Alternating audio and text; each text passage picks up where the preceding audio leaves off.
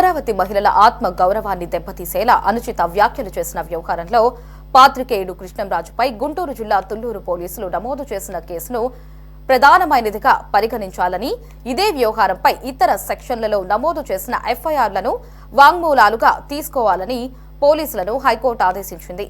పార్వతీపురం మన్యం జిల్లా సాలూరు, విజయవాడ పట్టమట పోలీసులు ఈ వ్యవహారంపై నమోదు చేసిన కేసులలో తదుపరి దర్యాప్తును నిలువరించింది. అయితే హైకోర్టు న్యాయమూర్తి జస్టిస్ ఎన్ హరినాథ్ ఈ మేరకు ఉత్తర్వులు ఇచ్చారు.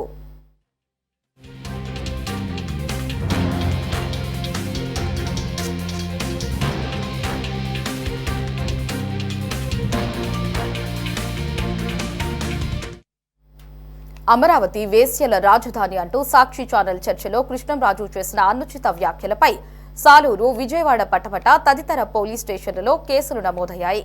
వాటిని కొట్టివేయాలంటూ కృష్ణంరాజు సోమవారం హైకోర్టులో అత్యవసరంగా వ్యాజ్యాలు వేశారు.